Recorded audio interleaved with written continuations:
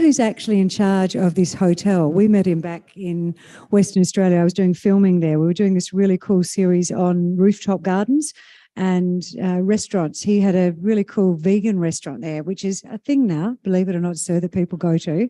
But it's an award-winning restaurant and it's beautiful. You wouldn't know it was vegan for those of you who have a slight, CrossFit. But his name is Rob Whedon, and he's made us really, really welcome from WA. And he has said that if you come along and you want to stay here and you say you're from WA, he'll make sure he looks after you. So for those of you in the room now, just say you're from Western Australia, give an address, and he'll look after you and perhaps give you an upgrade, because he gave all of us upgrades and we're really happy. All right, let us get... Now, we love a bargain here. Don't you laugh, or I'll be saying naughty things about you as you try to get up. Now, do you remember the rules of engagement? So I'll ring the bell at 10 minutes. So I'll give you a 5-minute warning. Then I'll give you a 2-minute warning, and then I'll come and stand very close to you and you will disappear off the side of the stairs. Right, Dr. Gavin England is our next guest up here on stage. He's the Managing Director of Narryer Metals Limited. I didn't even get the wine at lunch, did I? Did you want to have a shot at that? Narryer. That is correct. Well done. And that's why they pay you the big dollars. It's better than people saying, nah, yeah. I won't even go there. Okay. Well, you're listed in April of this year, so you're a relatively new entity, correct? But the fellow here, Dr. Gavin, is not a new entity. He's had more than 20 years' experience in mineral exploration, project development, technical advisory roles across a range of commodities. He started his career in Western Australia, moved east, and we haven't managed to get him back, but we may well do so because a couple of his projects are based in Western Australia. So think South Australia, think Western Australia, what they've been doing over the past 5 months, and what can we expect from the team over the next 12 months. Would you please put your hands together for Dr. Gavin England, everyone?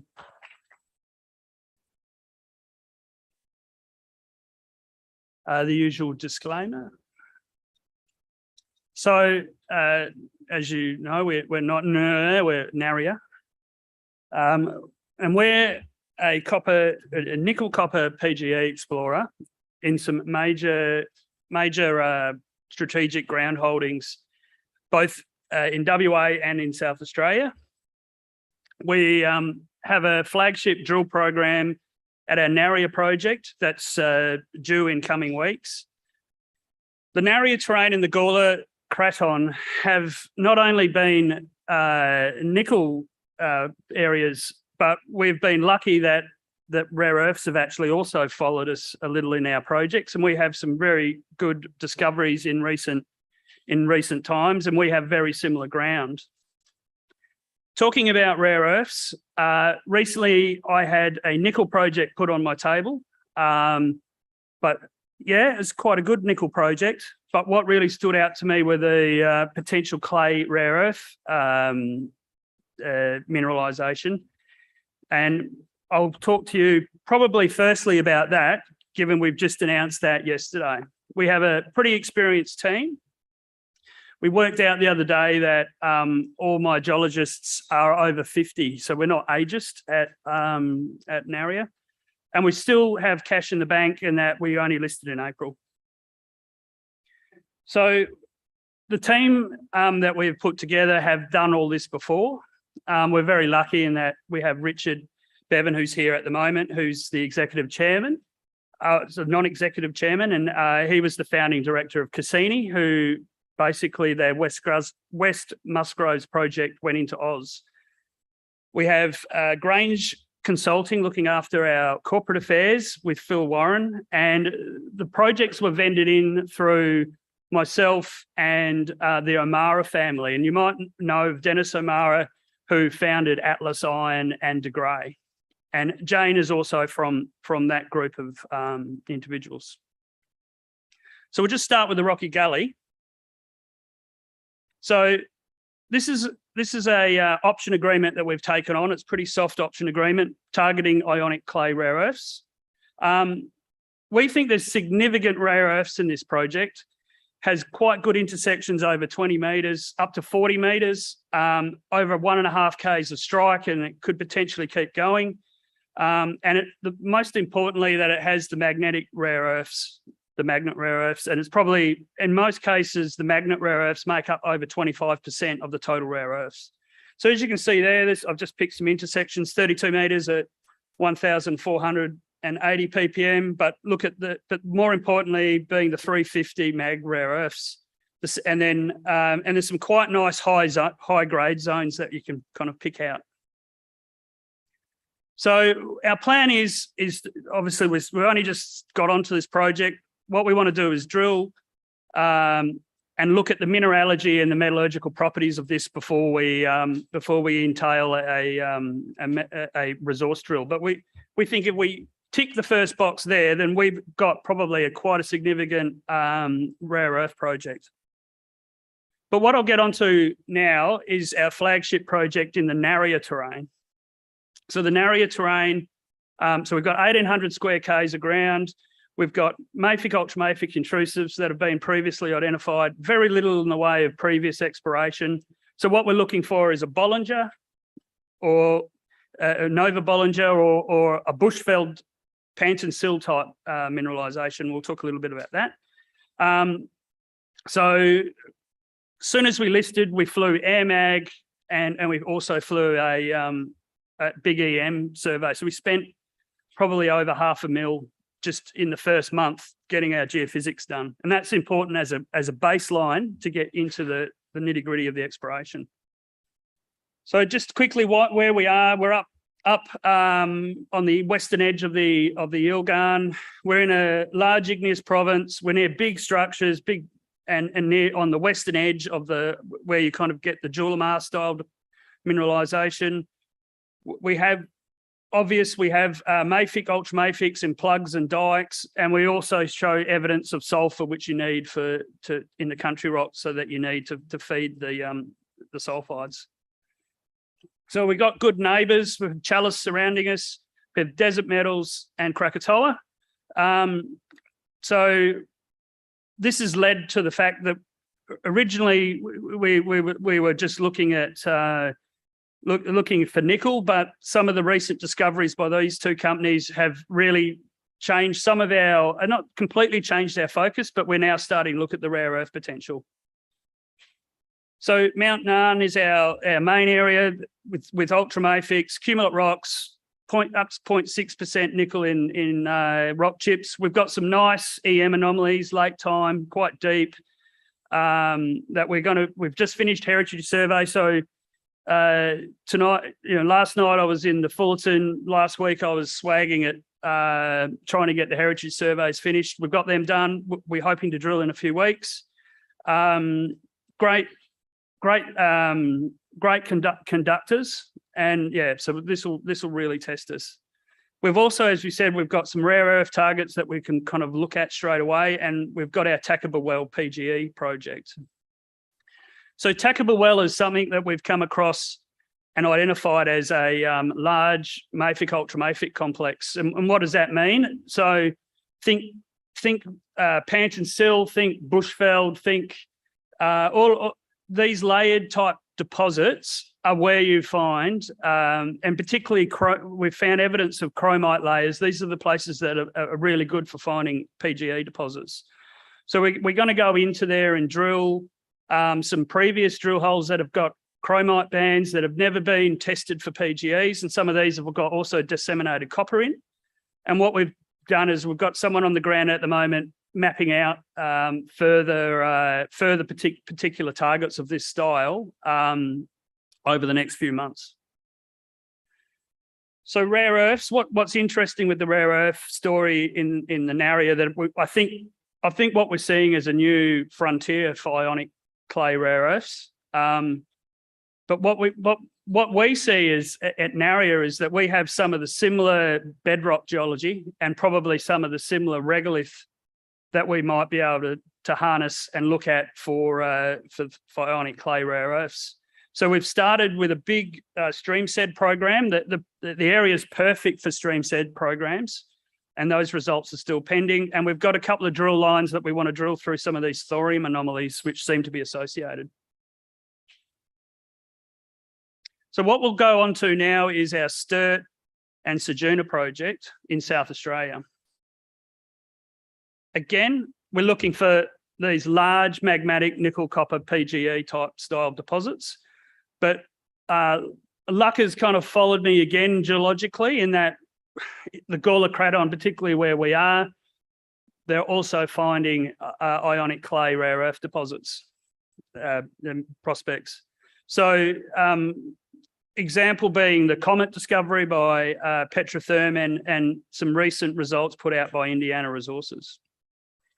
On the nickel front, Western Areas have identified the Gawler Craton as a significant exploration area for many years, and they're still continuing that exploration now that they're becoming IGO.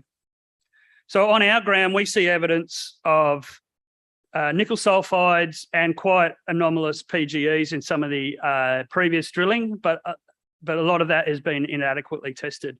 We also have EM anomalies that still need to be chased up from previous explorers. So just getting onto Sajuna and talking about how these kind of how the rare earth deposits in South Australia have kind of been discovered. They're all retrospect. So they've been discovered after people have been exploring for gold and then have resampled these, resampled the air core and have found that that they've got rare earths.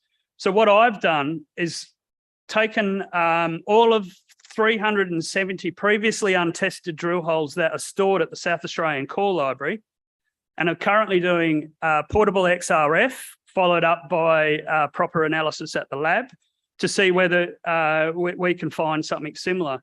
This is a very cheap way of exploring quite a significant ground. So we got over 3,200 kilometres squared of prospective ground.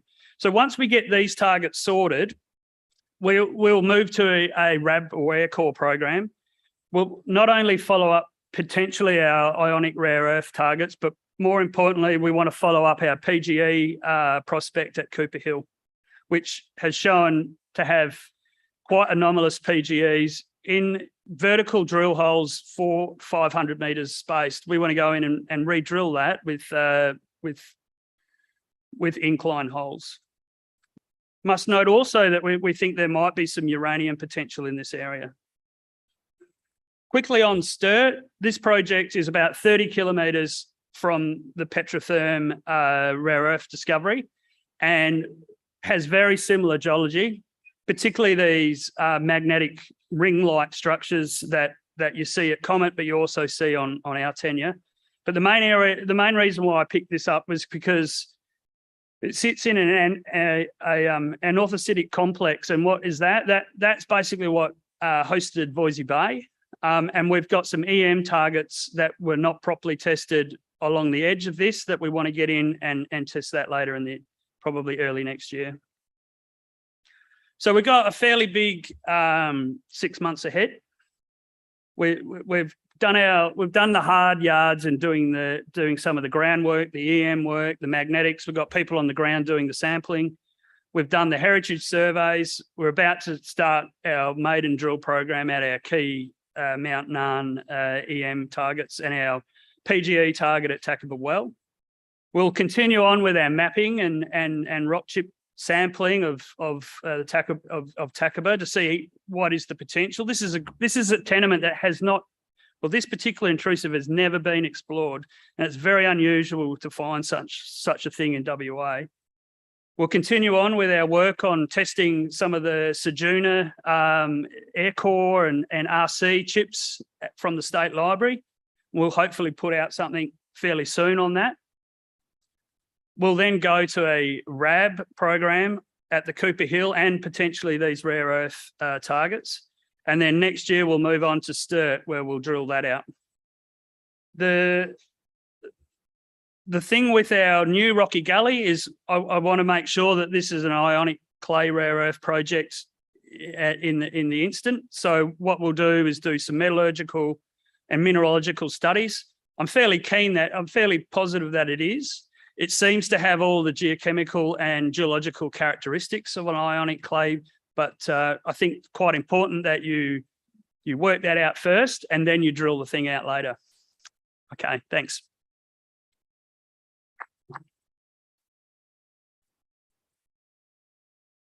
I was waiting to give you the bell then, sir, and it didn't work. But now we'll have to practice saying that, Narryer, Narryer, Narryer, 100 times. Is that correct? Yeah, just think Narryer, but just Narryer. Where did you get the name from? What was it from? So it's actually it's the province that we have our flagship projects in. It actually contains some of the oldest rocks in Australia and probably some of the oldest crystals in the world. Thank you very much. We look forward to talking to you more about it afterwards. We've got drinks afterwards today, everyone, if you'd like to join us. Those of us that can will be staying. Those of us that have got to flip off to Melbourne because we lost a day in our on our road conference, as it were. So we were going to be presenting in Melbourne on Thursday, but because of the day off, we're having to move that forward to Wednesday. So we'll be here at the end. We'll be having a drink with you, but please don't think it's rude when some of us do shoot off because we've got to catch an 8 o'clock flight down to Melbourne. And it's not for the footy. It's genuinely for the next day of the conference. Right, Godolphin Resources. Godolphin Resources is next up on stage, focused on the rapidly advancing the Narrabri rare earth project to become a one-stop shop for all the new green technology materials located here within the Coughlan Forward Belt in central New South Wales. Would you please make welcome the Managing Director, Ms. Jeneta Owens, who's going to provide an insight into Godolphin's rare earths, rare metals, and a rare opportunity. Please make her welcome. Thank you, Kirsty. Hi, everyone. Thank you for coming today to listen to this talk. That's the usual disclaimer, and you can read it at your leisure on our website whenever you feel you need something to do for 5 minutes or so. So just a brief overview of the investment highlights. So what makes Godolphin a really good investment? Basically, we are now focused on development of critical minerals projects. So we do have projects across the green metal space. So the rare earth project is what I'm mainly going to talk about today. But we also have copper and gold projects and polymetallic deposits. I may not touch on those today just due to the time. So please come and see me at the booth and we can have a chat about those at the same time. Godolphin is a very busy company. We've got some really great geologists. So we do spend a lot of time looking at all of our projects, and we really embrace this multi-discovery strategy. So it's really about moving projects forward at multiple projects at the one time and at all different stages of the project scale. We have got active exploration programs underway. So currently we have just finished a 4-hole diamond drill program at Narrabri, which is our rare earth project. And we have permitted a further 25 holes there, which we will be mobilising a drill rig to by the end of the month, which is fantastic. Unusual for a junior explorer, but we do have 3 mineral resource estimates that have a combined total of 519 kilo ounces of gold in our inventory, which is pretty amazing. Most of that is contained within our Lewis Ponds project, which is polymetallic. It has a bunch of copper as well as zinc, all which are required within this green metal space. Now, our technical team, I've mentioned, are brilliant. We've got a great team and they all are locally based in Orange. We are a New South Wales focused exploration company. That means we can run a really lean business. We don't have huge overheads of offices or flying people in and out. We all live locally, our projects are local, and the most we have to pay is petrol, which at this point in time is quite expensive, right? We all have that pain. We are well funded. We've still got 3.87 in the bank after a small capital raise that we did just at the end of July, early August. And that was really focused on trying to get the funds to get our next stage of development for Narrabri and the rare earth project. Corporate snapshot, again, I'm not going to go over this too much, but small market cap, just over 10 million at the moment, depending on what the share price is, and that's been a bit up and down. And you can see, same as a lot of other companies in the Coughlan Fold Belt, our share price has been taking a bit of a beating of late, but we don't have any debt. We're a very smooth and lean company. So why did we take on this idea of critical minerals? We obviously had great tenements in the copper and gold space, but we realized that, for developing the future of everything in technology,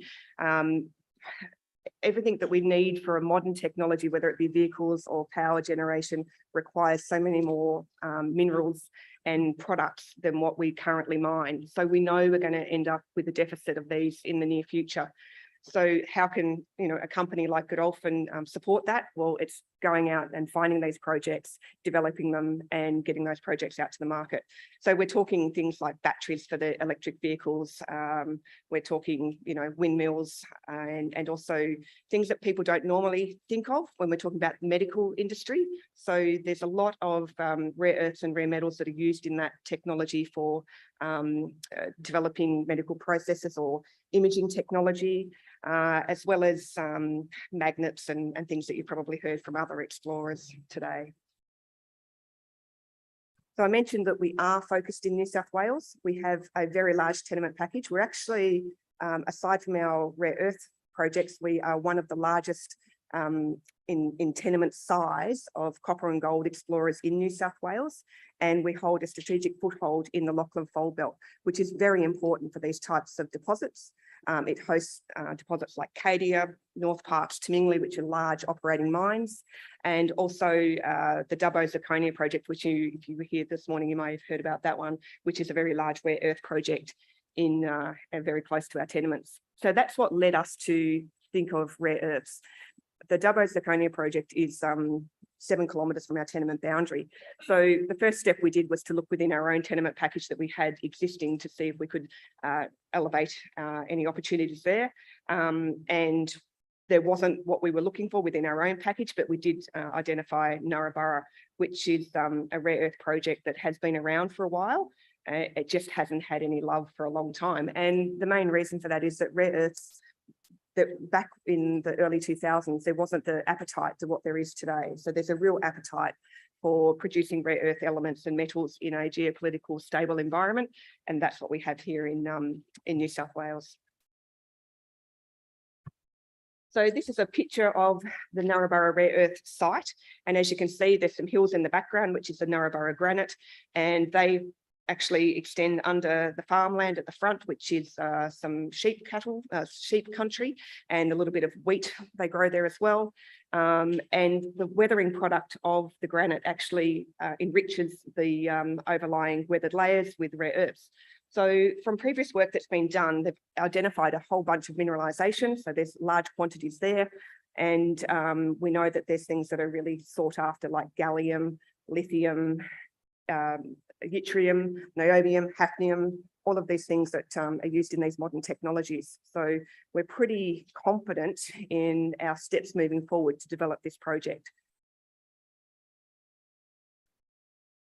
Now, I just popped this slide in to show you what it means to have a large rare earth project in New South Wales. There are 2 of them, and you can see that in New South Wales there's a green triangle and a green square. So the green triangle represents a mine that's in development, which is the Dubbo Zirconia project, and the green square is our Narryer project. This is directly off the New South Wales Department website. You can Google it yourself and find it, and it's obviously as I mentioned, our project has been identified, it's been known about, and it's actually listed in a number of government documents as a source of some of these rare earths and rare metals.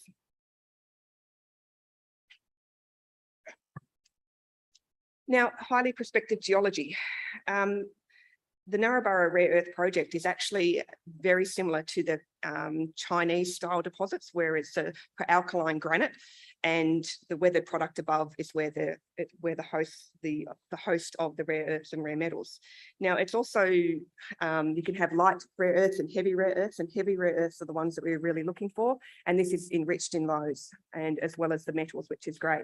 Now, they did define a resource back in the day, it's about 2011. It doesn't comply with modern JORC compliance. So that is our aim, is to re-drill this and move that forward. And you can see from this image, the purples and pinks are actually the highest grades in the drill holes. So this is historic drilling in the dots there. And you can see that some of those highest grades actually sit outside what they defined as the previous mineralisation. So there's a lot of opportunity to upscale and upsize this project.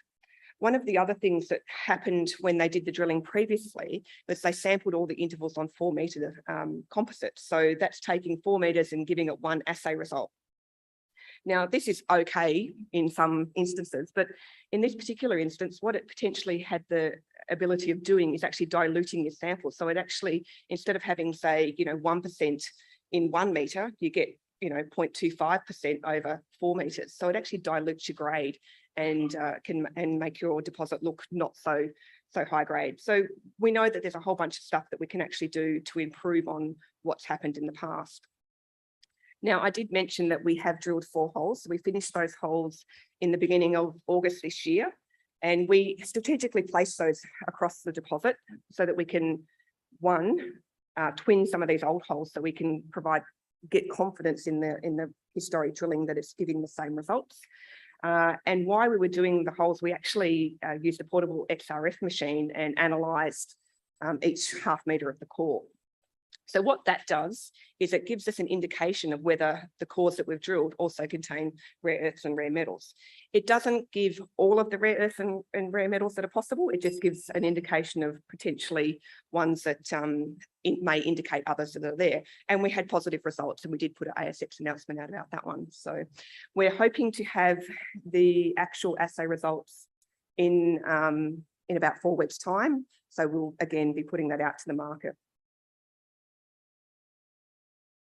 So this is just what I was been speaking about, the recent drilling. So you can see the 4 holes there spaced across the program. And one thing I'd like to point out from this is actually the drilling conditions. So if you're not familiar with drilling in New South Wales, it's usually pretty good because we have crop paddocks, it's dry, it's warm, and it's quite lovely. But we've just had rain for many, many years now, and it seems like it's going to rain forever. So we had designed an air core program to come and follow up and do our resource. But it turns out after doing the diamond drilling and looking at the results that we had in the drill holes, we worked out that, hey, this isn't actually going to work. So we had to pivot and come up with another solution to actually give us a similar result and being able to drill in these really, really boggy conditions. So we have got a system, and it will be diamond drilling, and we did get those 25 drill holes approved by the department. We will be mobilising that drill rig, but it's not your average drill rig, and it's not just a drill rig. They're all on tracks. We're not using any vehicles with wheels. We're using, well, except the side-by-side. So we've got some little buggies to drive around, to drive core in and out. We've got innovative track-mounted equipment that can get into these boggy areas and collect the sump water and dispose of it. So all the things we need for drilling will come in and out via this equipment that hasn't really been used before in this part of the world. So really fantastic stuff to keep us moving forward with the project. So this is what we're looking like in the near term. So we are going to start the 1,500 metre program. That is more or less, most of the holes are around about 60 metres, and we've got 25 of them, but we will drill to bedrock and test that full profile, which again was not something done historically. We should receive the first assays from the diamond drilling we have just done in the next 4 weeks or so, and we can get those results out. Towards the end of the year, we will get the assay results from the drilling the 25 diamond holes, because we're actually going to sample that and send it off to the lab as we're going. So we're not going to wait to the end or do any of those sorts of things. We're going to be processing it pretty much as it comes out of the drill hole, out of the ground, and sending it straight off to the lab. So then we can start looking forward to our updated resource, which we anticipate to be in January, which is just slightly delayed from when we had originally decided we're going to, or where we were hoping to be with the air core program, and then we can use those core samples, for expediting the metallurgical test work. So really what's important with these rare earth projects is the products you can get out at the end. So sometimes the grade is really neither here nor there. It's about a saleable product at the end. Some of the preliminary work that's been done here says that there is the opportunity for that. They have produced saleable products. So we want to, again, reinforce that and get those results out to the market. So I actually might leave it there, Chrissy. And if you want to know about Yeovil, which is a fantastic porphyry project, come and see me at the booth. Thanks.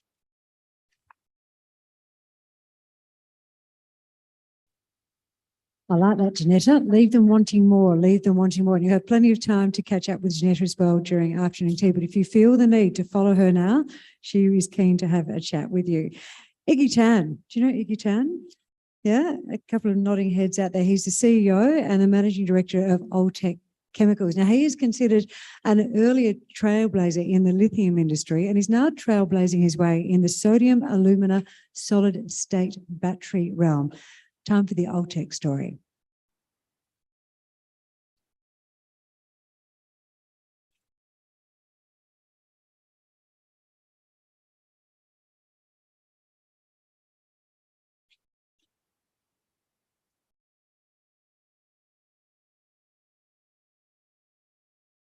Of the Future report.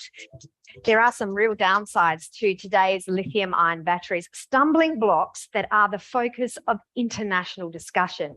The batteries can overheat through thermal runaway, which can result in devastating fires and explosions.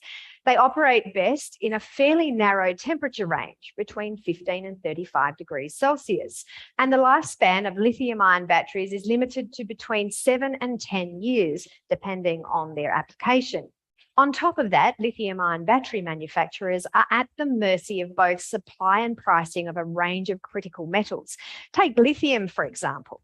It's the most critical component of a lithium-ion battery, and the price has jumped sixfold since the start of this year, 2022, adding upwards pressure to production costs. Add to that, cobalt is considered the greatest material supply chain risk for the industry in the short to medium term. And whilst the Democratic Republic of Congo produces about 70% of the world's supply, human rights abuses continue to raise ethical concerns. There are also supply chain concerns around graphite and copper, which make up the anode part of the battery. The industry is heavily reliant on China because it produces 90% of all graphite anode material. Therein lies geopolitical risk. A standard electric vehicle requires 2.5 times more copper than a standard internal combustion vehicle. A recent report suggests there aren't enough copper mines being built or expanded to provide all the copper needed to produce electric vehicles into the future. But an alternative does exist. The solution is Altech Chemical's Serenergy battery, which uses sodium alumina solid state technology.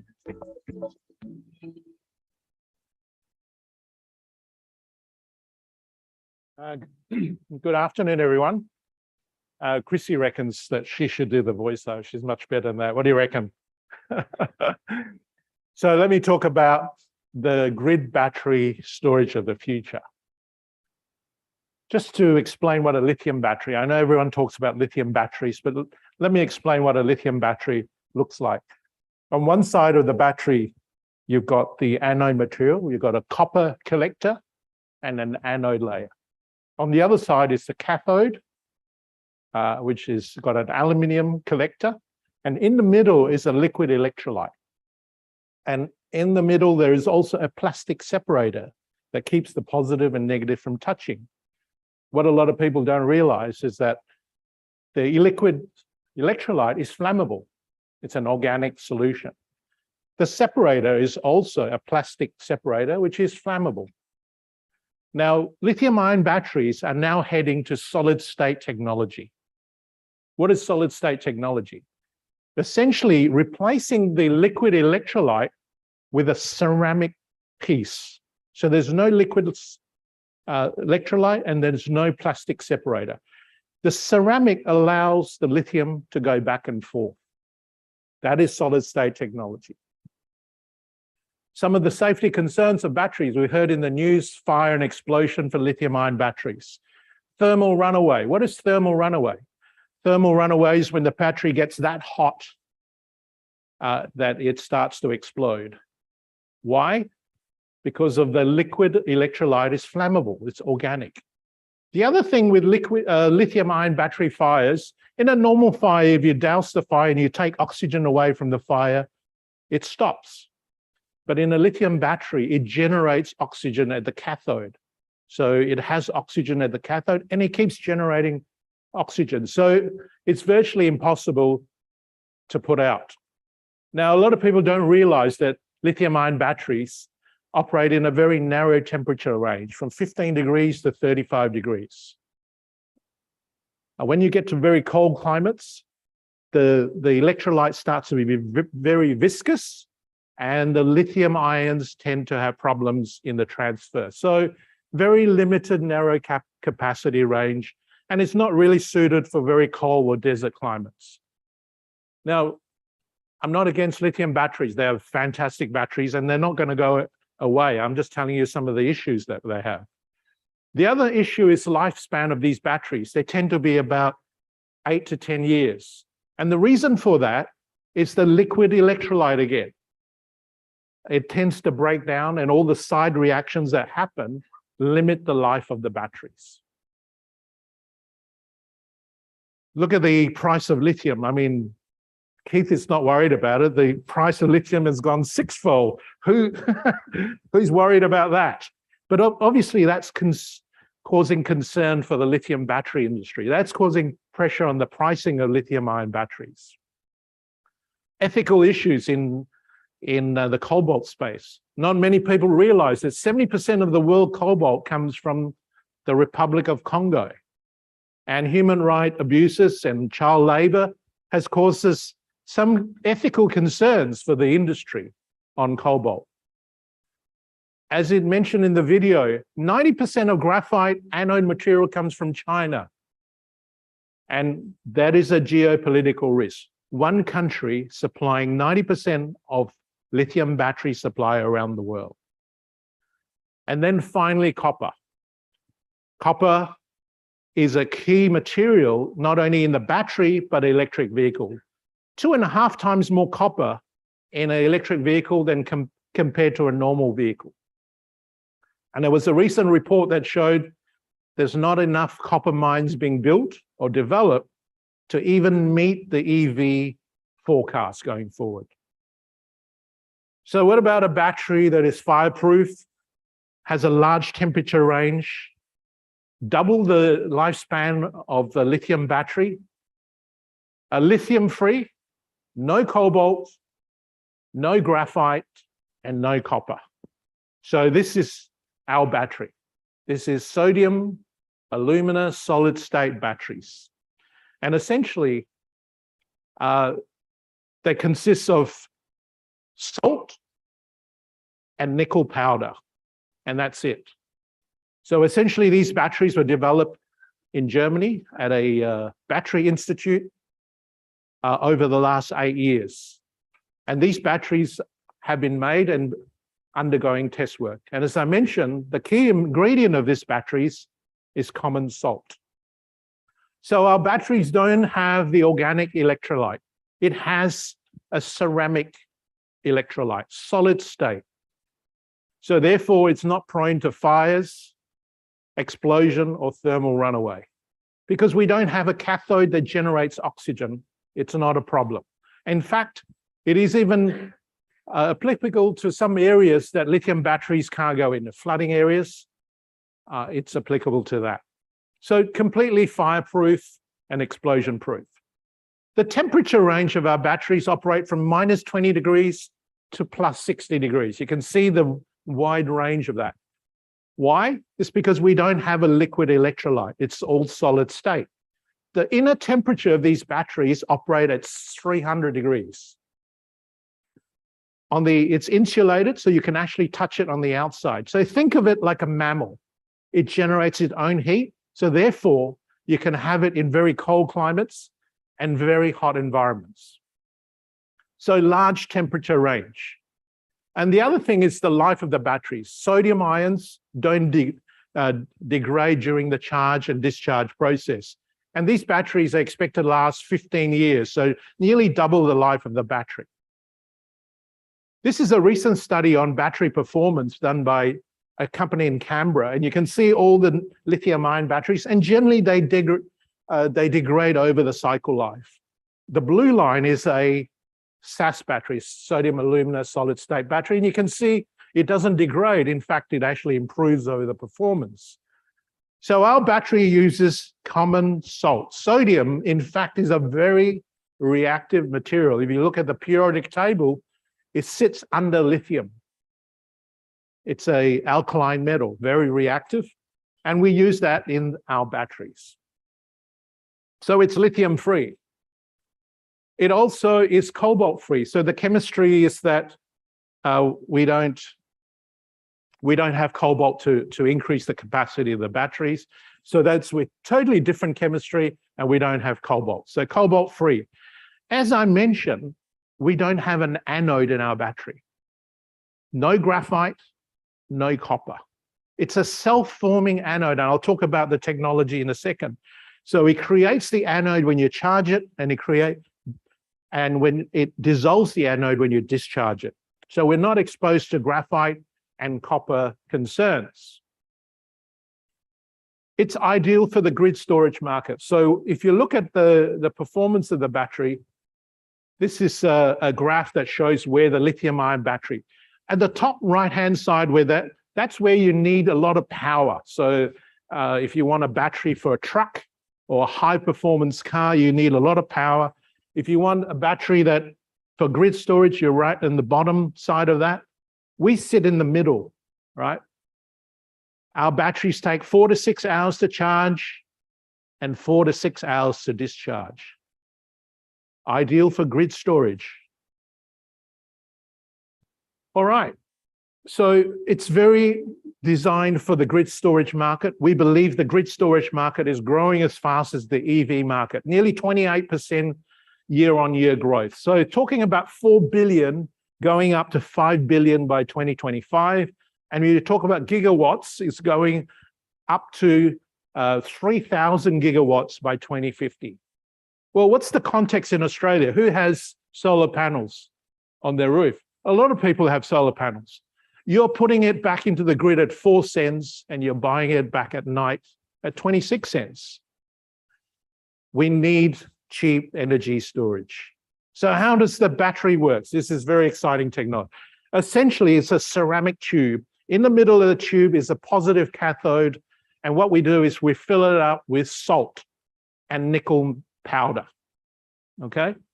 This is then flooded with sodium alumina chloride, which is a medium, and it sits in a metal canister. The metal canister is actually the negative terminal. The positive terminal is in the middle.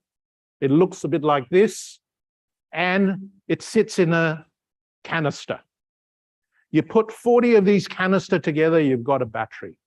So this is the mechanism. As you charge the battery, the sodium ions move across through the ceramics and it forms this molten sodium anode. And then if you're a chemistry, the formula is sodium chloride plus nickel goes to sodium nickel chloride, sodium metal, and it forms this. So the unique part of this battery is you charge it up, the anode forms. As you discharge, the anode dissolves. So we don't actually have an anode in the battery. And when you discharge it, you can see the anode dissolving and all the sodium ions going back to form salt again. So how cool is that? Well, I know what you're saying. Well, great idea, research and development, how long are you going to take to get to commercialization? Well, essentially, we haven't done the work. It was a German institute that developed this technology over 8 years. They spent about 35 million euros in R&D. In fact, they operate a $25 million pilot plant that produce these batteries. And it's ready for commercialization. So the next question, you're probably thinking, why the hell did you get this project? Well, they were looking for a partner that had land in Germany, a partner that had some background in batteries, some background in alumina, because the ceramic is actually alumina, and some entrepreneurial spirit. So we met that criteria, and basically we did the deal. We've got 75% majority of the project, and the German institute is free carried. So this is what the pilot plant looks like. 25 million euros. They've developed the batteries. They operate these pilot plant. This is part of the batteries under test. These are 5 kilowatt batteries, but we're looking at 10 kilowatt batteries for the grid storage market. All undergoing test work, all developed in Germany. 8 years of development. We are ahead of the curve. We're there to commercialize the technology. This is some of the alumina being mixed to make the ceramic tube. This is a ceramic tube being formed. It then is calcined in a kiln at 1600 degrees. That's how they make the ceramic tube. And that's what a 10 kilowatt battery looks like. So how cool is the technology? So our project is 100 megawatts, battery plant in Saxony, Germany. What's the price of this material? For the grid storage market, you've got LFP batteries at 1,000 euros per kilowatt. We're looking at 10,000 modules at 10 kilowatts. So our vision after this is a gigawatt factory using your common salt. Thank you.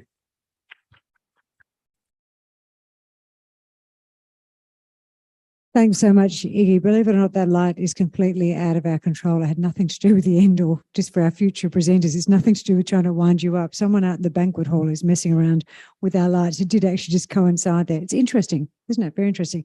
So now I just had to go and Google how to put out my blooming lithium battery fire. Thank you very much for coming. So you need a bucket of sand or a bucket of salt to put over the fire. There you go. I'm sure our next presenter will have more to say on that, because let's have a think back to what Eddie was saying at the start of the day. Remember some of the observations he made? One of them was that, I suppose his question was, what will the result be of the demand for all the new world metals that we actually need to power the EV vehicles? One thing is for sure, when you have a look at examples like Pilbara, there is a massive upside for us as investors.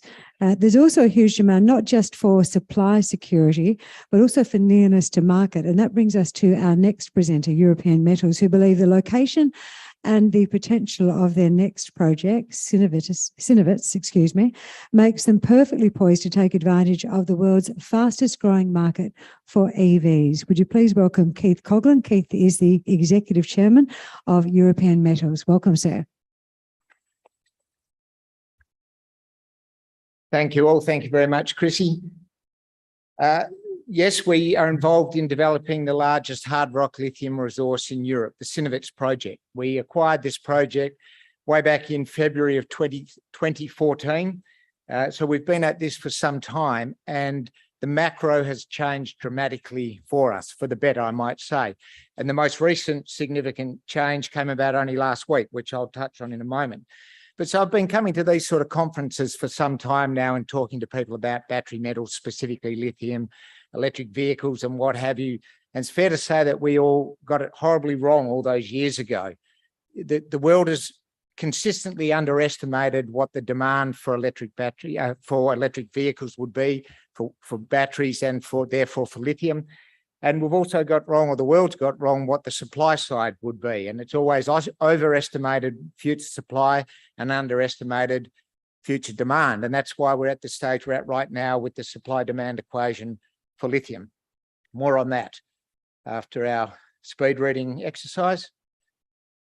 So the Synovitz project, as I said, largest hard rock lithium resource in Europe. There's a couple of distinctions I'd like to point out against some of the lithium projects or lithium stocks that you might otherwise know. So we think in this part of the world, we think mainly about spodumene when we think about lithium, and spodumene, selling spodumene concentrate generally to China for further processing. Our project is a fully integrated project. That is, we're going all the way through to producing the battery grade chemicals ourselves, primarily lithium carbonate and lithium hydroxide. So we're not selling a concentrate, we're going all the way through. It is a very large resource, as I've mentioned. That's important for a couple of reasons. So the European Union is now fully committed to the green energy deal, to building batteries, building electric vehicles, etc. Having the largest conventional deposit in that part of the world is significant because it helps the EU focus on helping us getting our project into production. The economics of the project were last updated in January of this year. The world's changed a fair bit since January, but in January, the after-tax NPV of the project was almost $2 billion US, and the IRR, again, after tax of over 36%. I'd just like to point out that our share of that NPV is about 10 times what our current market capitalization is. So I'm suggesting that we might get a re-rating sometime soon. We've got some very strong partners in the project with us, which is very important. Our project level partner is ČEZ, the Czech National Power Utility, who are a publicly listed company with a market capitalization of about 22 billion euros, and they're 70% owned by the Czech government. So we think we've got the government, the permitting and political situation under control with regards to our partners. The EIT on the screen there, the EIT is a formal European Union body, chief facilitator of the European Battery Alliance. That too helps us a lot in developing this project in the Czech Republic. The project's fully funded through to final investment decision. We don't need to raise any money until then. And the project also has very, very strong ESG credentials, which I'm sure you're all aware is becoming more and more important. So I mentioned the EU being fully committed to this thematic. As you can see there, a commitment of €1 trillion to the green energy deal, which is largely about building a battery industry from scratch and the full adoption of electric vehicles throughout Europe. And that's a reality. That is happening. Now, I mentioned a bit of good news that came through just late last week, and that is that now the EU has finally woken up to the fact that it needs to wrap up some security of raw materials around this thematic. And just last week, the European Commission President, Ursula von der Leyen, announced the Critical Raw Materials Act within the EU. So legislation to enhance the development of projects like ours within the region. This is excellent news for us. This is why the EU is so focused on this industry. These are the numbers for the sales of electric vehicles across 3 key European markets in July, a couple of months ago. So roughly 50% of all vehicles sold across these 3 markets in July were some form of electric vehicle, and that number continues to rise. Now, we can be forgiven living in Australia for not fully appreciating the uptake of electric vehicles across the globe, because Australia sadly will be a slow adopter to the electric vehicle transition. And that's largely because of distances and rolling out infrastructure and what have you. But these are not factors in Europe, where densely populated area, people don't drive the sort of distances we do in Australia. And so the take-up of electric vehicles just keeps going up. In fact, I've taken that slide out. In Norway, the number for that month was 83% of all vehicles sold in Norway in July were some form of electric vehicle.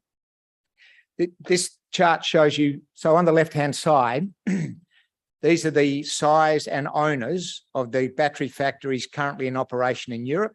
And on the right-hand side, it's a very, very different story by 2030. It's the automakers who will dominate and the Chinese battery makers, but also clearly there's a lot of demand coming out of Europe if you measure it in terms of gigawatt hour capacity in the battery factories being built or in advanced planning.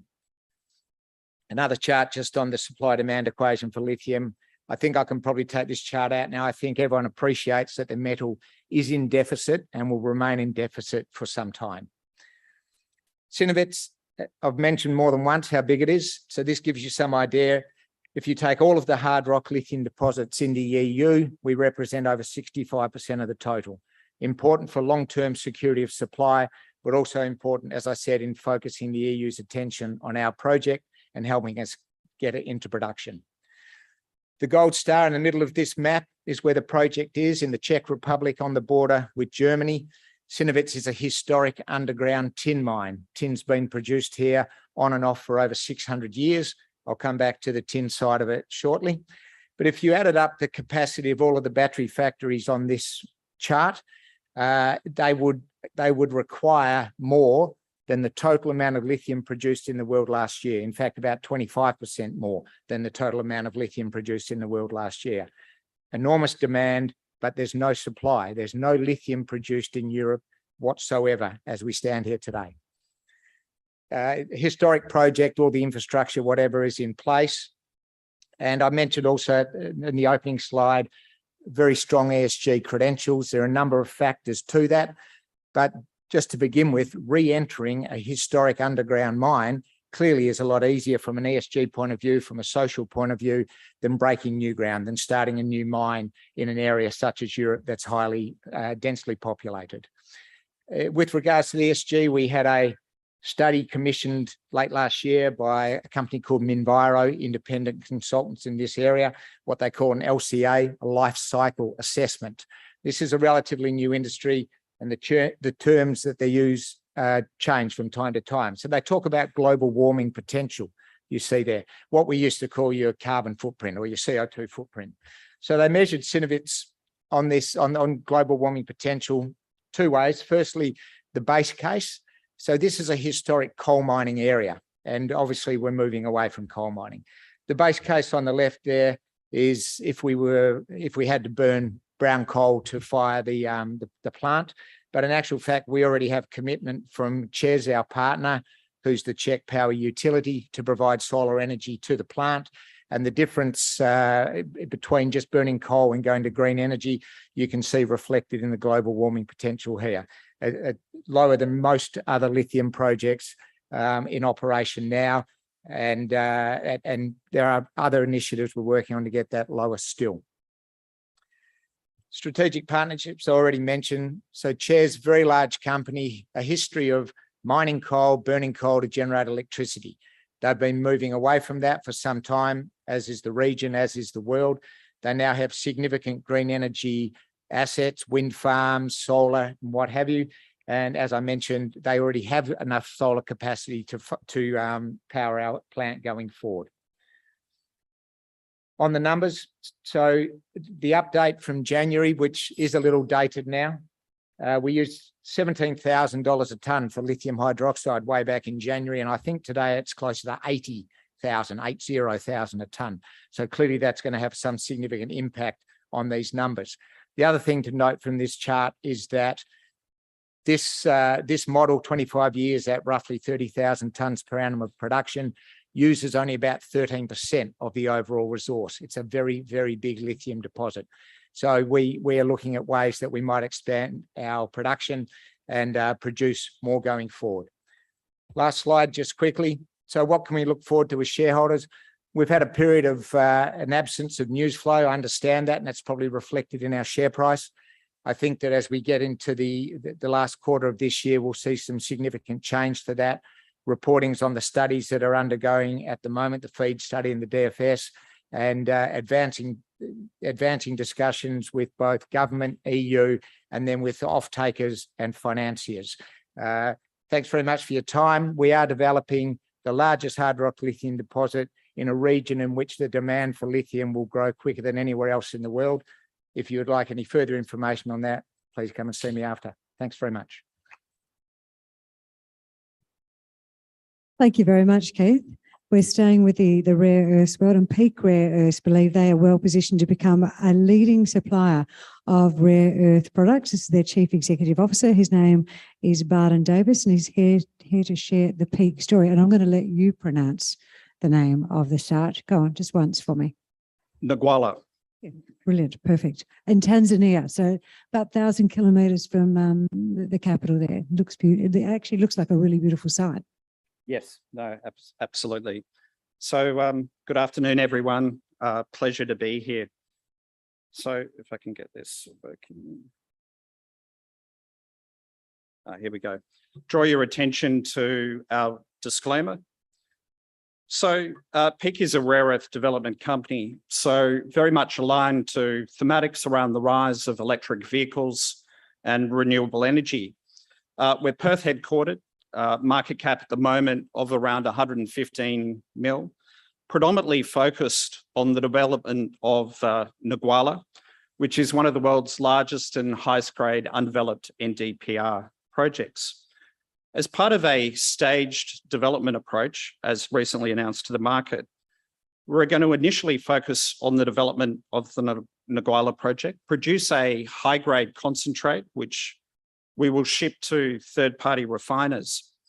And then in line with our framework agreement negotiation, which we're progressing with the government of Tanzania, we'll commission an independent technical study that will look into the technical, economic and environmental feasibility of an in-country refinery in Tanzania. And so depending on the outcome of that study, we'll either progress further downstream in Tanzania or at our site in Teesside in the northeast of England.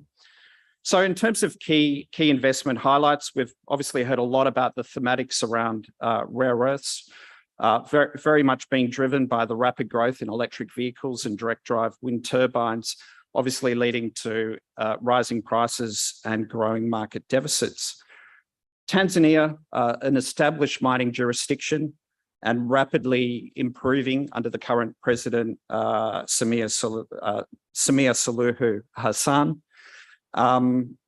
World-class asset, Nagwala, high grade, very low levels of radionuclides, so very low levels of uranium and thorium, plus 20-year life of mine with substantial exploration and development upside. As I announced, we're adopting a sequenced approach to development. It enables us to materially reduce our CapEx and upfront funding costs, as well as reducing technical and commissioning risks around that previous integrated strategy. A strong, well-rounded board and management team in place. Importantly, we've also got a very experienced senior on the ground team in Tanzania. Finally, we have a very strong relationship, a lot of support in the Ngwala community, and are very much committed to best practice from an ESG perspective. So we've obviously heard a lot today around the thematics for rare earths and battery materials. So I'm not going to go into a huge amount of detail on these slides. I think the key point on this slide is really around growing global commitment around decarbonisation and emission targets, and in particular, the strong government spending that we're seeing directed to both renewable energy and electric vehicles. In the case of electric vehicles, it's not obviously what the governments are doing, it's also what the global auto brands are doing. And so we now have a situation where we have the likes of Jaguar, Volvo, Fiat, Mercedes and BMW all committing to a complete phase out of internal combustion engines by 2030. And then we get to 2035 and we've got General Motors also committing to a complete phase out. Next slide. All we're trying to do here is show the nexus between our key element in our concentrate, which will be NdPr, and how that's used in high-strength permanent magnets, which are ultimately deployed in electric vehicles and direct drive wind turbines. So approximately 96% of the value of Ngwala's concentrate will be attributable to contained NdPr.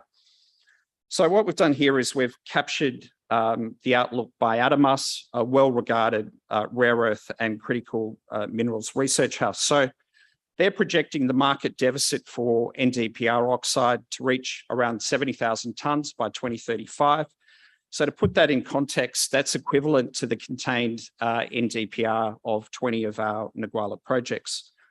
On the right-hand side, that blob that you can see, that encapsulates the low base and high case pricing scenarios by Adamas. You get out to 2035, Adamas are calling prices at $247 a kilo in real US dollar terms. So turning to Tanzania, a very well-established mining jurisdiction, already the 4th largest gold producer on the continent. But importantly, the country is blessed with major endowments of rare earths, as well as other critical minerals such as graphite, copper and nickel. Under the current president, Her Excellency Samia Suluhu Hassan, we're seeing a lot more focus now on driving growth in that sector, securing foreign investment and approving multiple mining licenses and framework agreements. So in terms of our history in Tanzania, goes back to 2008. To date, we've spent about $45 million on a combination of exploration, technical studies, and community initiatives. We've recently established a Tanzanian head office in Dodoma, which is the capital, and put in place a senior Tanzanian team, which includes the likes of the Honourable Abdullah Mwinyi, a very accomplished Tanzanian national, provides us with a Tanzanian perspective and voice in all decision-making at a peak board level, and also comes from a very well-connected political family. Our country manager, Ismail Dewani, had been with the project for 7 years. We're also able to draw a lot of support from our senior country advisor, Patrick Rutabanzibwa. Patrick has about 30 years of experience at a senior level in the Tanzanian bureaucracy and is very helpful as we navigate and deal with the Tanzanian government.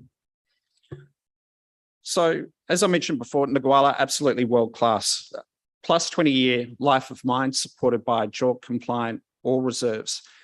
Importantly, those ore reserves account for less than 20% of the resource base. So that means significant scope for future mining expansions and extensions. The reserves that we have in place are focused on a weathered bastnasite form of mineralization that is low in both radionuclides, so very low levels of uranium and thorium, as well as acid-consuming elements. So the advantage that we have is we don't have some of the same environmental and logistical constraints that some of our peer projects have, where they have much higher levels of thorium and uranium. Also, the benefit of having very low levels of acid-consuming elements is that it makes our concentrate much more attractive. It requires a lot less acid or reagents to refine and separate that concentrate. From a mining perspective, strip ratio below 1.8 times. Minimal requirement for blasting, predominantly a free dig. So from a production perspective, we're targeting just under 40,000 tonnes per annum of a high-grade 45% grade concentrate. Key points of attraction for that concentrate are its high grade, low levels of radionuclides, and it also benefits from a high NdPr ratio.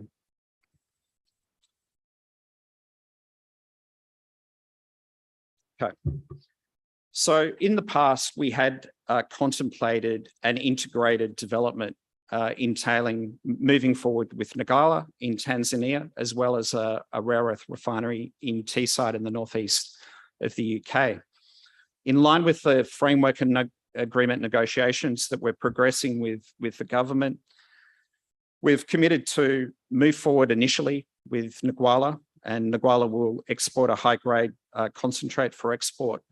And then we're going to defer any decision on the location of a rare earth refinery and further downstream processing until the completion of an independent study that we will jointly conduct with the government that will look into the technical, economic and environmental feasibility of a Tanzanian refinery. So some of the key benefits of that approach is that it enables us to retain some optionality around the location of the refinery, as well as further downstream processing.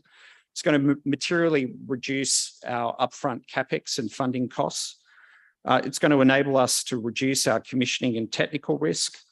And it also enables us to capitalise on the growing appetite that we're seeing at the moment for high-grade concentrate that also has very low levels of radionuclides. So from a Tanzanian regulatory perspective, we're very close to finalising outstanding approvals. Our SML application was approved by the Tanzanian Cabinet in July of last year, and we're in final discussions with the government on a framework agreement. You can see from the chart on the left-hand side, our special mining licence area is approximately 18 square kilometres. And you can also see that as part of our framework agreement, the government will be entitled to a 16% free carried interest.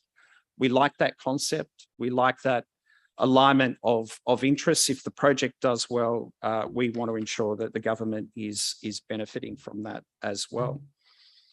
And so whilst the initial focus at Ngualla is on the weathered bastnasite mineralisation that forms the basis of our ore reserves, we've got a number of interesting long-term growth opportunities. So the first of those opportunities is around exploiting a really interesting zone of monazite within the deposit. We think that has the potential to support the production of a separate monazite concentrate, so in addition to our bastnasite concentrate. We believe there's potential to exploit some heavy rare earths in the northeast of the deposit. We've had some very interesting intersections. We want to do more work on that. We've got the option of going further downstream in country, and that could entail a refinery, but it could also entail producing an intermediate mixed rare earth carbonate. We also see some interesting opportunities around developing other commodities in the deposit, which include fluorspar, niobium and phosphate. So in relation to ESG, On the environmental front, our ESIA undertaken to a World Bank standard. We're also incorporating a hybrid solar battery component to our power solution. This project will generate significant employment opportunities and provide a significant revenue stream to the government. So during construction, we'll deliver 800 direct jobs, in excess of 3,000 indirect jobs during operations, 225 direct jobs for Tanzanians and another 1,000 indirect jobs. We benefit, as I said earlier, from a very supportive, very strong relationship with the Ngwala community, which number about 12,000. We support that relationship with significant resourcing in our team, but also by supporting initiatives like construction of classrooms, teachers' houses.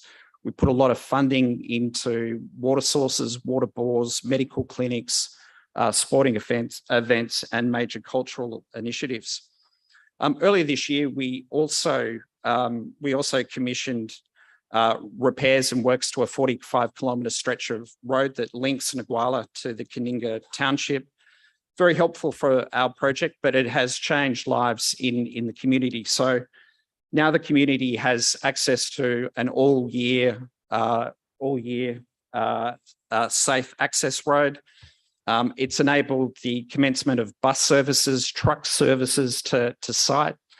The government now is laying poles and wires along that road and going to connect the community to the power grid. And we've also seen that the agricultural sector can now achieve much higher pricing for its products. Key point here is that we are very positively distinguished from our peers on the basis of our grade, the size of our resource, low levels of radionuclides, but continue to trade at a very substantial discount to our peers, both on a resource multiple and a reserve multiple, notwithstanding that a number of our peers do not have reserves in place. Thank you very much. Thanks very much, Bardin. Bardin Davies. Right, Krakatoa Resources, next up on stage, an emerging future metals exploration company with recent discoveries at its Montclair project in WA. To tell us about the company and the potential, the opportunity for yourselves, please welcome Krakatoa Resources CEO, Mr. Mark Major. Welcome, Mark. Thank you. Okay, welcome. Thanks everybody for turning up. I won't bore you too long, so hopefully everybody can get the picture of what Krakatoa is. This is our first time in Sydney for a long time, so we've actually got a lot of news to get through, and I'll try to get through as fast as I can today. Time started. Disclaimer, I won't be reading that. Okay, company overview. Why Krakatoa? Okay, Krakatoa is just not a one-trick pony. You know, we're not just rare earth focused. We've actually got rare earth, specialty metals, plus nickel potential there as well. We've got copper and we've also got gold.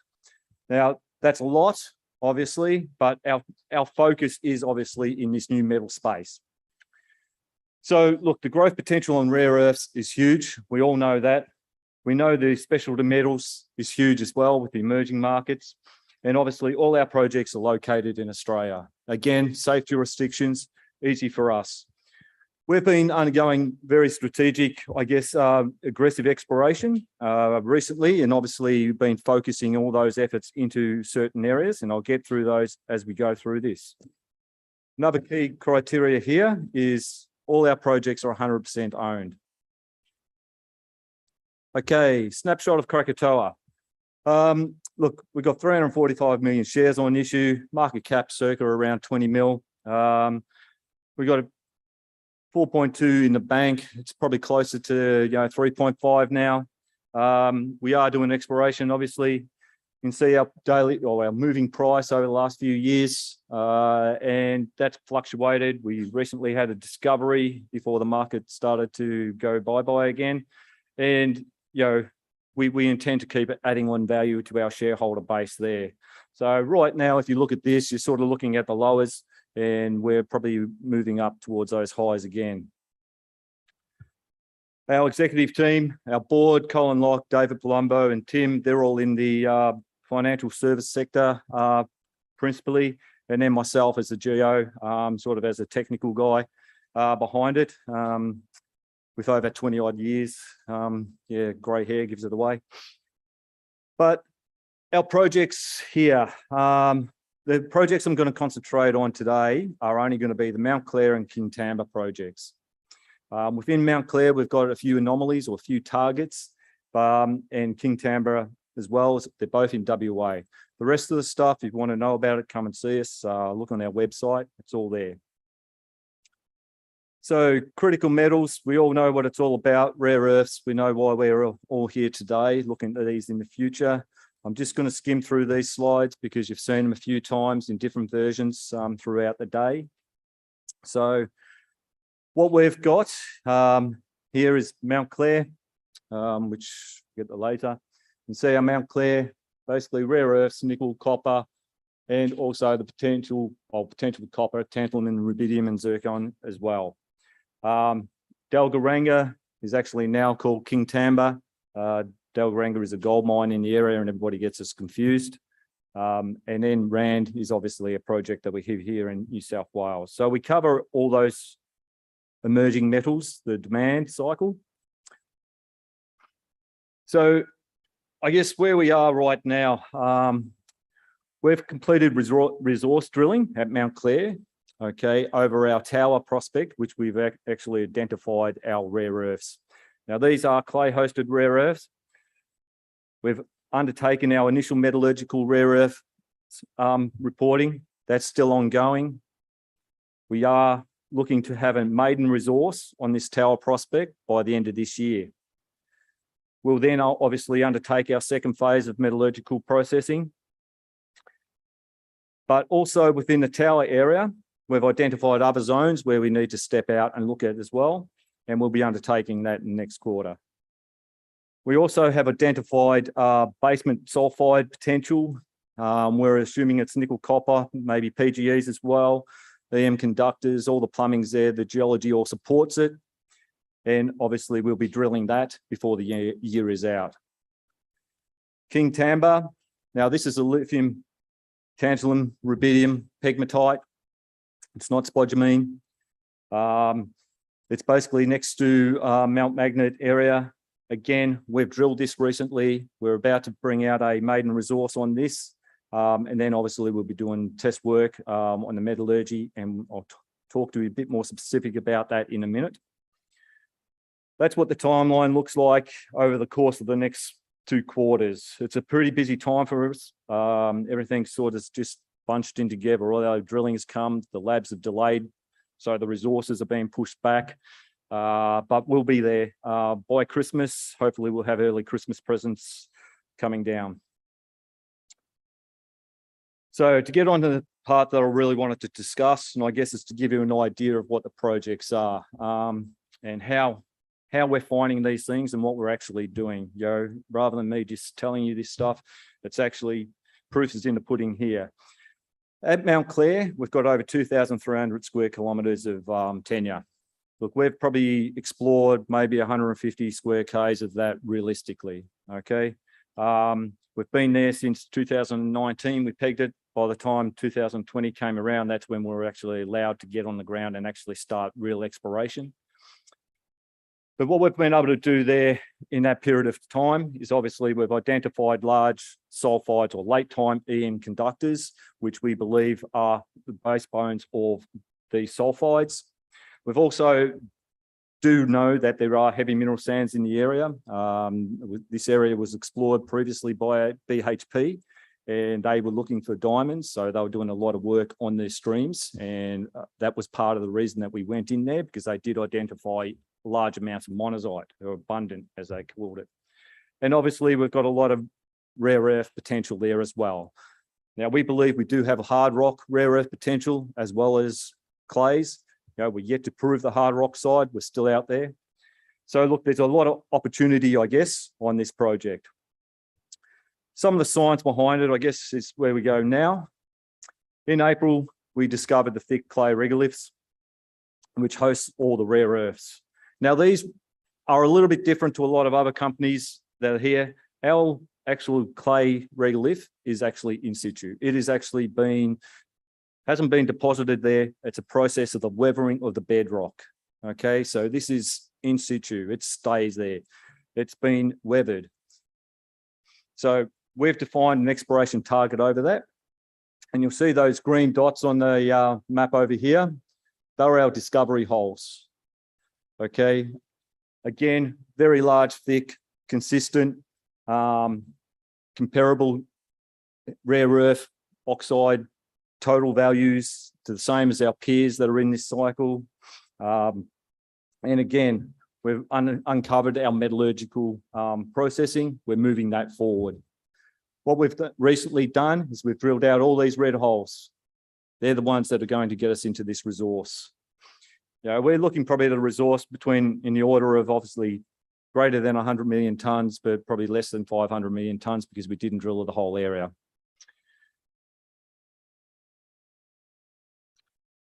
So the upside, just to give this a bit of context, this is probably 2/3 of the area that we have there at Mount Clare. And where we're talking with Tower is this little zone here, just this small area right here where the pointer is now. So that's where our exploration target is. That's where we're doing our resource. Now, the reason we drilled there is because there's a bush track there. We could get a drill rig in. Okay, we've got massive area over here, which has been identified as well, okay, to be hosting a lot of regolith rare earths. So all these dots on this map correspond to a rare earth. Okay, and they're all associated with stream sediment sampling. And a lot of that was done by BHP in the initial days. So these blue dots over here are abundant BHP one. But none of this area has really been explored. And what we've been able to do is, I guess, identify areas of interest initially, and now we've just got to prove it. Well, we've proved what we've thought was there. We've identified these rare earths were in the clays, and now we've got to go to the next step, solve the metallurgical issues, go through that, and let's push it on and get this thing into production. So how does this look, I guess, compared to our peers? And when I talk about peers, I'm talking about companies that are actually going into production on rare earths, okay, these clay-hosted rare earths. So what we've got is IXR. What we've got here is, we want that one, that's a Clara, okay, Hochschild-based, and then Sierra Verde, which is the other one, okay? That one's in Chile, that one's in Uganda, and that one's in Brazil. So a bit of diversity between them. All those colors there, all these colors represent payable rare earths, okay? They're the rare earths elements that are actually payable at this stage. Okay, so you look at us, we've got the same backbones as IXR and a Clara. What does that mean? That means it's basically coming from the same situation. It's a monazite-based rare earth host, okay? They're all payable. These market caps of these companies, okay, that's about 170 mil, and that's about 100 mil.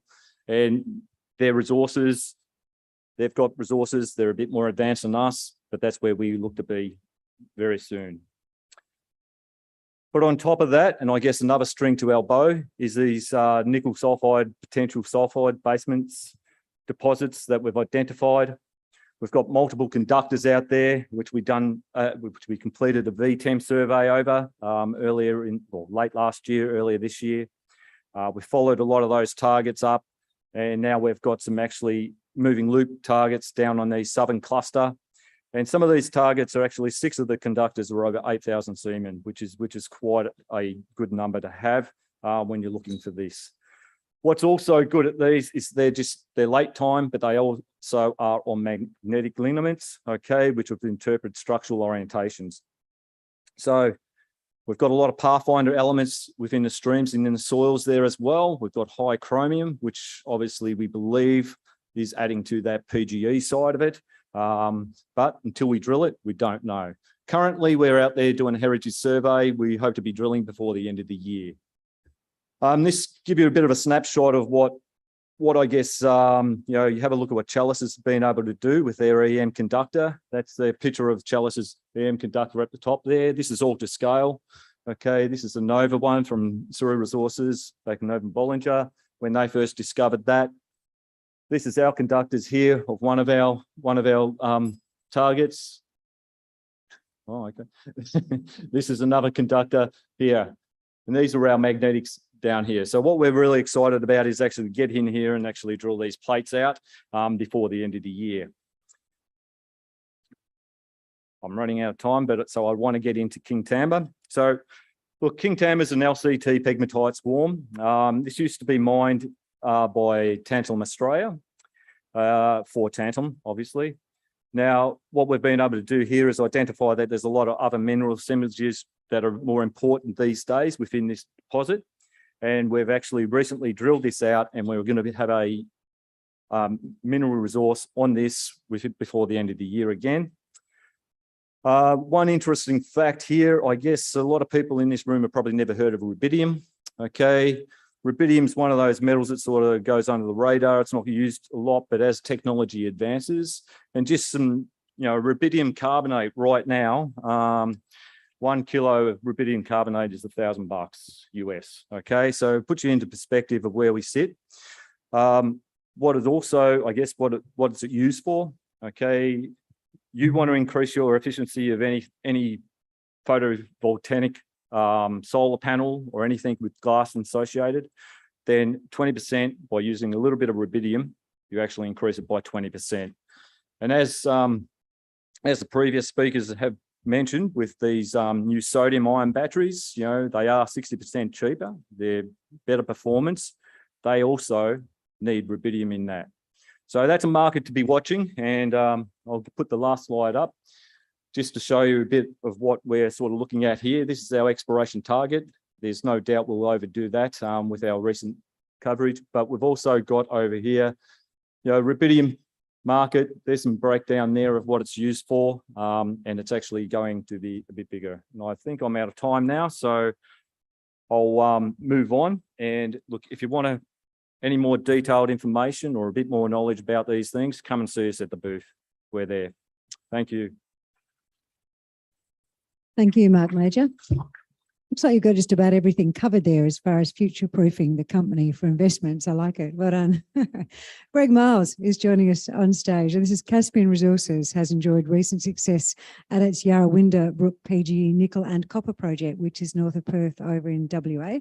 They've actually now opened a second exploration front. That's at the Mount Squires gold, nickel and copper project, which is in West Musgrave. I tried to entice this man with some of my chocolate-coated M&Ms that I'm sitting up the back eating. I'm walking up the back, getting a different picture, and he's too intent on his focusing on what he has to say. So it's one heck of a lot to say to us. Would you please welcome Caspian CEO, Mr. Greg Miles, everyone. Thanks, Chrissy, and welcome everybody, and thanks for getting an update on the Caspin story here today.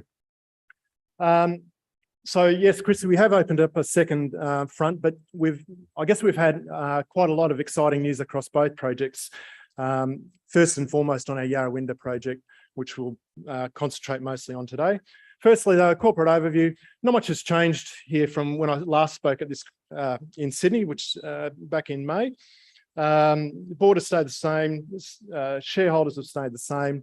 A little bit of a spike in our share price last week, and we'll go into some details around that today. So, in a word, flying. That's what I came up with to summarise where Caspin's at the moment, both figuratively and literally. As you can see, we're flying an airborne EM survey there, but the reason for that is basically on this avalanche of fantastic new results we've had in recent months, primarily about our Yarrow Brook project.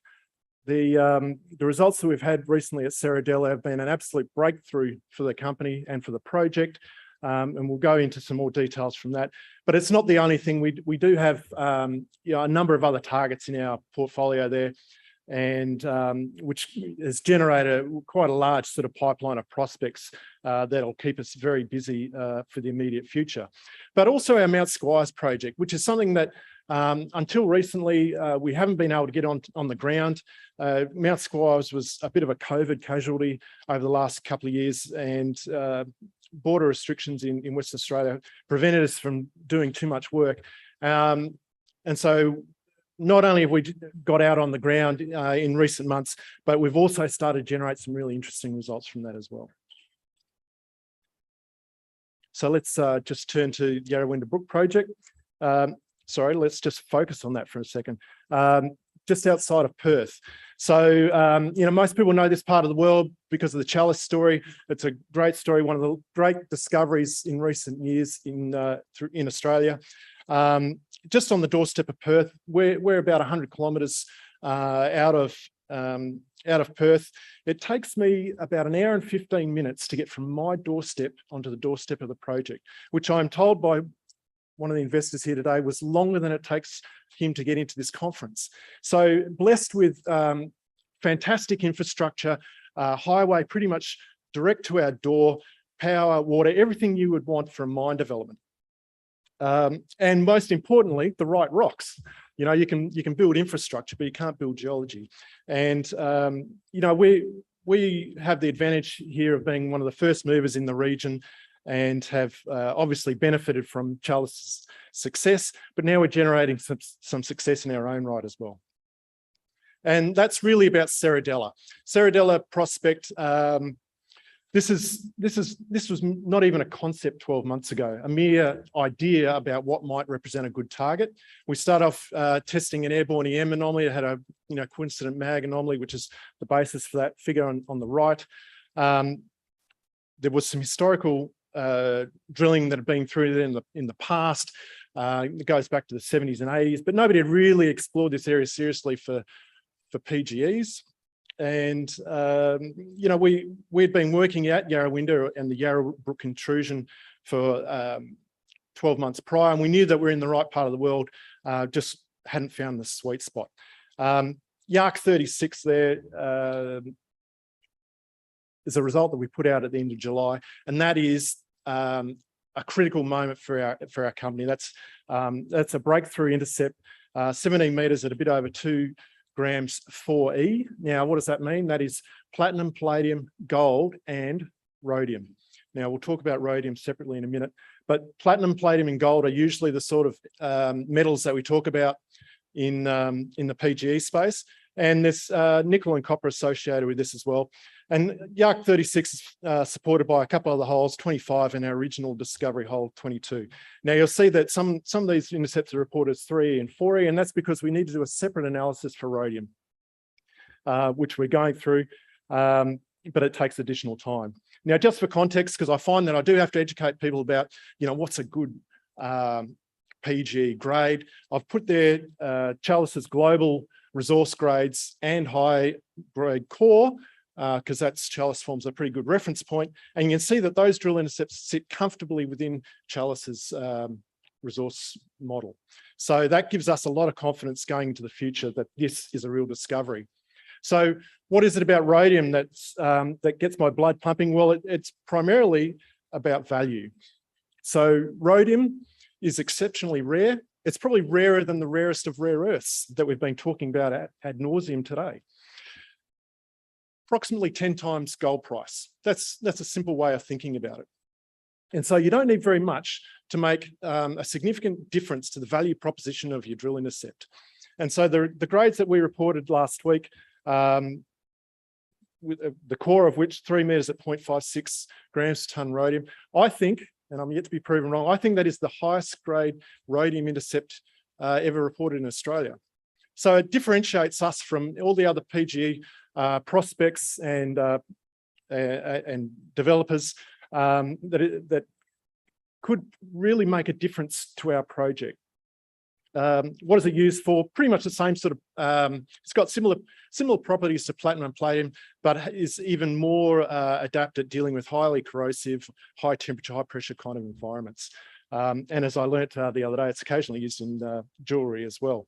So it's a fantastic discovery to find. It does mean that we do need to do an alternative assay technique. Extends the period of time for us reporting assays, unfortunately, but it's worth the wait. And so this is what Serradella looks like in cross-section. In hindsight, it was probably pretty obvious that we had something of interest here. Some of the higher grade, some of the earlier drilling had reported platinum and palladium in the near surface. That drilling was just quite shallow, didn't actually penetrate much past the weathering zone. We had drilled a hole 18 in this area previously, but it had been drilled partly through a dolerite dike, which sort of offsets mineralisation. So we weren't necessarily confident that this area was going to show any kind of continuity of mineralisation. But hole 36 proved us completely wrong. Easily the best intercept so far, multiple horizons of mineralisation. And I guess one of the other sort of learnings from hole 36, well, it was that it demonstrated that hole 39, one of our subsequent holes, hadn't actually drilled deep enough. So the way we've approached exploration at Cerridella is to do quite large step outs across this very large anomaly. So that anomaly that I showed earlier is about 1.2 kilometres long, probably something similar sort of down plunge, down dip. So a very broad area that we're trying to cover that area with as little drilling as possible, but in the process also learning a little bit about our geology. Our hole 39 clearly didn't go deep enough to hit that same zone reported in hole 36. 39 will be the first hole we get back to when we start drilling again. But it's not the only target. So we want to close the spacing around that hole 36 and some of our other better holes there. 200 metres is way too broad for defining a resource or even trying to prove continuity of mineralisation. But our other target is actually still more or less of a concept. Through a lot of sort of good geological work of our team, we've understood that the intrusion is overturned. Now, for those that are familiar, the basal contact of these intrusions is usually where sulfides accumulate, and it's usually a good place to explore. Now, what we've been able to learn is that basal contact is actually further to the northeast of our of where we're currently drilling, and the deepest holes, or the furthest holes we've got in that direction, are also our thickest zones of mineralisation. So holes 40 to 42 there, you know, averaging about 100 metres worth of mineralisation at half a gram. Now, half a gram is pretty modest, but I think what we've seen in some of these other PGE prospects is you can have quite large changes in mineralisation tenor over very short distances. And what we're hoping is that as we step closer to that basal contact, greater sulfide accumulation towards that contact. And what we're hoping for is an improvement in grade as we get closer and closer. So that's our second target. We'll be working on two fronts here at Cerridella. So the field season's coming up. It's actually, we're working in agricultural farmland, as you can see from the photo there. Now is not the time to be sort of drilling in paddocks around Perth. But we will be starting drilling again towards the end of October. And we'll start off with a diamond rig and then bring in a RC rig some point during November. And that'll keep us busy pretty much all through the summer season, through Christmas, short break for Christmas, and then right through to probably the end of April. Cerridella is going to be the main focus, but we do have other targets, and we've got some interesting sort of anomalies, EM anomalies, soil anomalies on what we call the Brassica shear zone, which is an interesting sort of extension of the same belt of rocks leading up from Julimar. And that's the geophysical image to prove that. So there's still enormous potential outside this, our main prospect area. We've got a pipeline of prospects throughout the project that we're continuing to work up. So what are we doing in the meantime, though? We can't wait till October. In the meantime, though, we've been fortunate enough to work up our Mount Squires project. Now, this is out in the desert area of West Australia. Similar sort of geological target in a different terrain. And in fact, this is almost two projects in one. You could draw a line down the middle of it. One half is sort of a copper gold kind of style of mineralisation, and the other is really an extension of the nickel copper mineralisation of the West Musgrave project, which is operated by Oz Minerals. Now, some people might be familiar. Recently, it's been a little bit in the news, particularly the BHP takeover of Oz, the bid for Oz Minerals by BHP, and some of this area, was put in the spotlight. Make no mistake, this is a really exciting province for exploring for nickel and copper.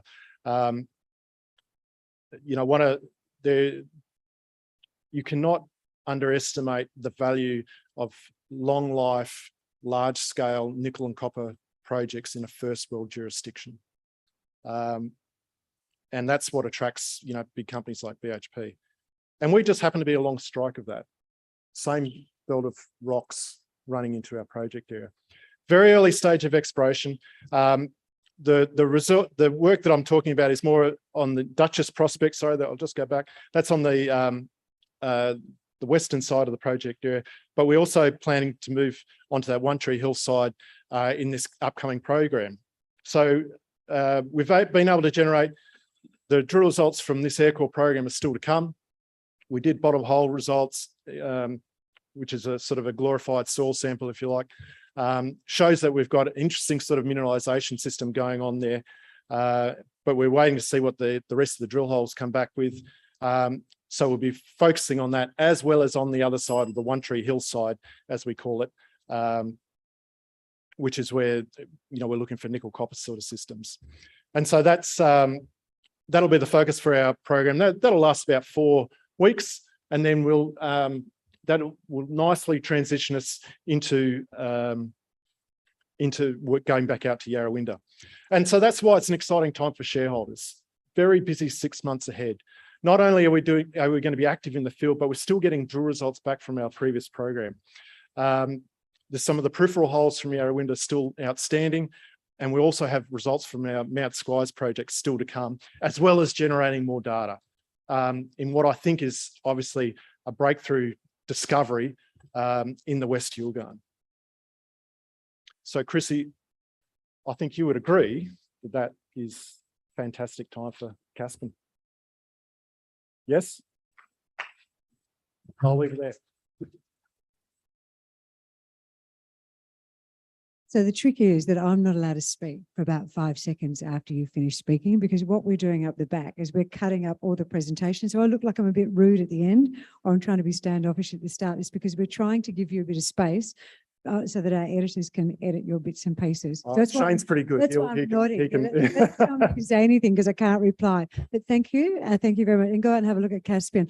Guys, we're going to have an afternoon tea break and back here in half an hour. At the very end of today, we've got a really interesting discussion from a presenter about new age technology, battery minerals, etc. So stay for that one. And after that, we've got some drinks too. So if you don't want to jump straight into peak hour traffic and go home, or jump on the train, however you're getting home, we've got some drinks here on Stewie as well. So please join us for that. Thank you very much, everyone.